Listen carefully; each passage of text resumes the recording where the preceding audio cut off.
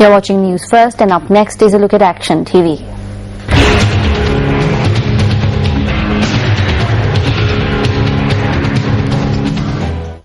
This school was established on a plot of land donated about 100 years ago by a wealthy relative of the composer of the national anthem, Ananda Samarakoon.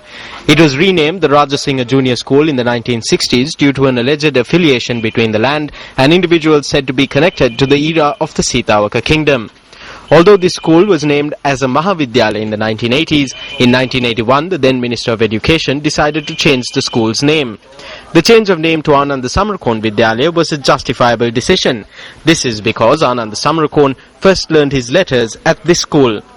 The children of those who do not meet certain conditions for entrance to more urban schools in Piliyandala and those who are poverty-stricken to a level that these conditions are no longer important are enrolled at this school located some distance from the Piliyandala town.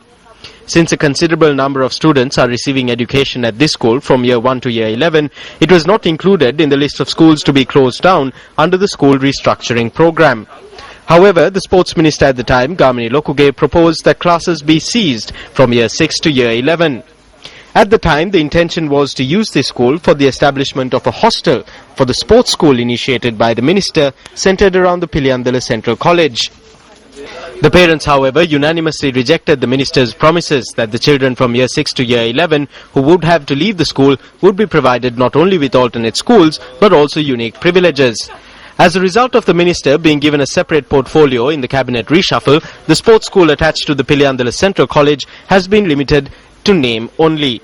Thereby, the parents' decision to reject the minister's promises could be viewed as visionary and knowledgeable.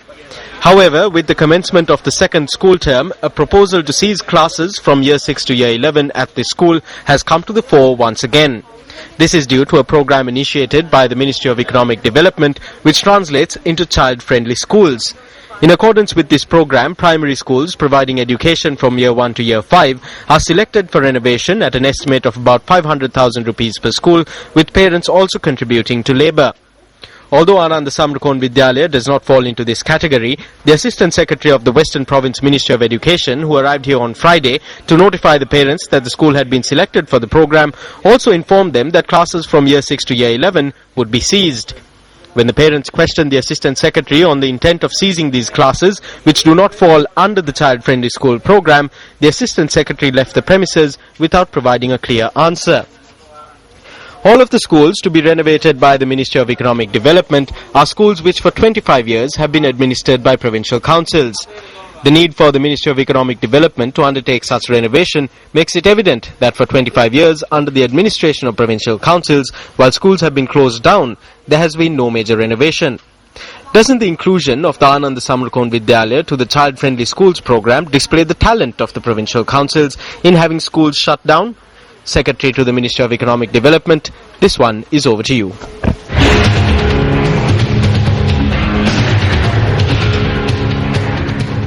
News First reporter Janaka Gomez filed this report from Mount Lavinia.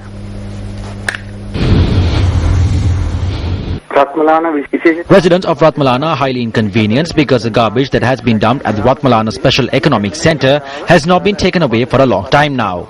News First you reporter B. Jana Gomez Galvisa. Well, up next is the newspaper cartoon of the day.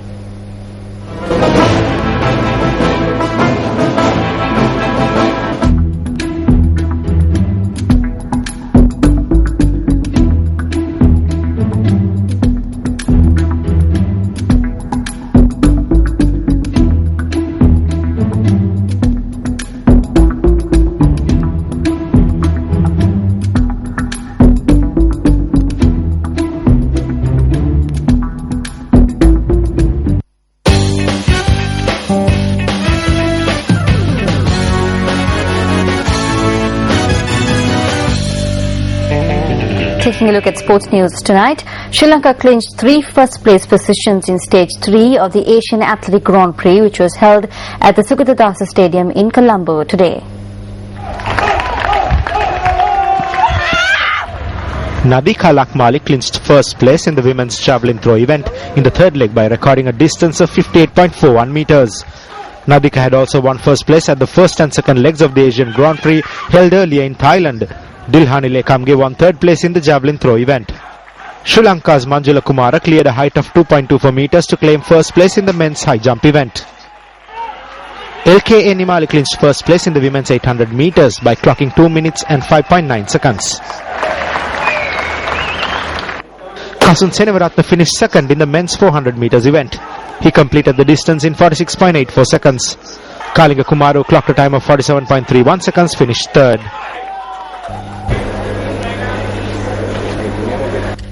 Well, up next is a look at the bitter truth.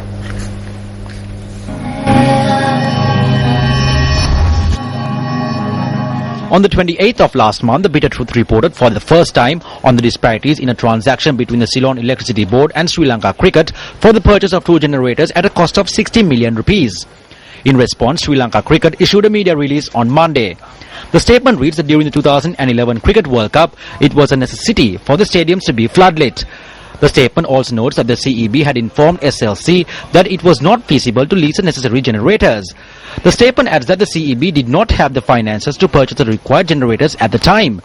It is also noted that following discussions with the Minister of Power and Energy and the Minister of Sports, approval was granted for SLC to purchase the 2 generators, which would be bought back by the CEB a year later.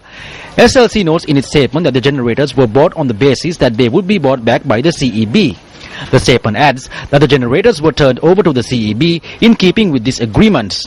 Although the statement reads that there was an agreement between SLC and the CEB to cover the areas, the statement does not say that these generators were turned over to the CEB in order to cover these areas. However, the Auditor General's report on the SLC's annual financial report notes that SLC had bartered the 2 generators to the CEB in order to cover a debt of 8 million rupees. Considering the disparities in this transaction, Sports First referred several questions to SLC via email regarding the matter. Who approved the purchase of the 2 generators? Who purchased the generators on behalf of SLC? Who signed off on the transaction? What was the procedure followed in generating these funds for the CEB? What were the models and serial numbers of the generators?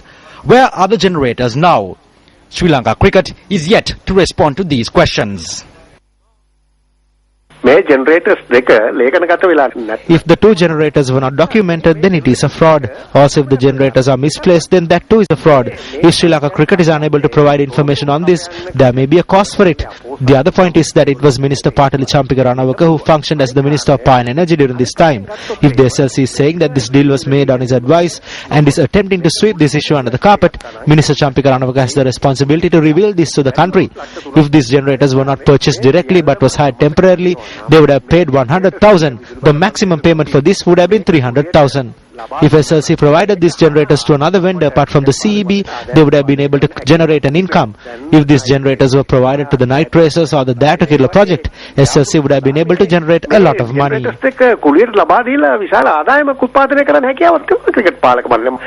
What is the true story behind these generators, which is valued at 60 million rupees?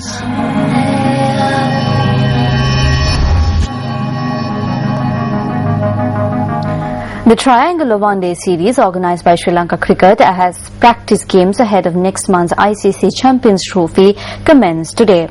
Sri Lanka took on the SLC Combined 11 in today's game. Invited to bat first, the SLC Combined 11 posted 277 runs for the loss of 7 wickets in their allotted 50 overs. Jahan Mubarak scored 79 runs while Mahela Udawatha contributed 63. Rangan Herath bagged 4 wickets for 37 runs for Sri Lanka. Batting in reply, Sri Lanka made 195 for 3 in 35.1 overs before play was halted due to bad light. Lahiru Thirimana was unbeaten on 82, while Dinesh Chandimal made 52. Thereby, Sri Lanka won the match by 27 runs according to the Duckworth-Lewis method.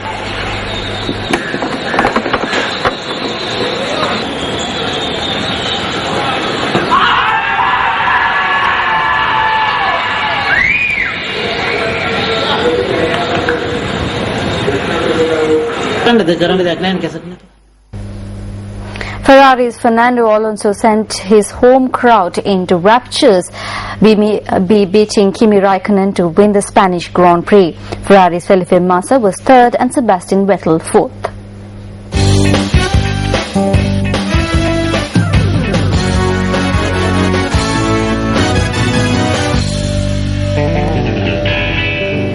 Well, sand dunes are not the first images one would conjure about the Philippines. But a geographical rarity sits in the Ilocos Norte province, about 485 kilometers north of Manila, where sand dunes are spread across 85 hectares of coastal land. The dunes, formed by pelting waves from the South China Sea and the strong northern winds, have largely been ignored, remaining unspoiled and unpopulated. But in the recent past, tourists have begun flocking to the area as the sandboarding craze catches on. Well, we leave you tonight with footage of this undoubtedly fun and exhilarating pastime. Good night and have a pleasant week ahead.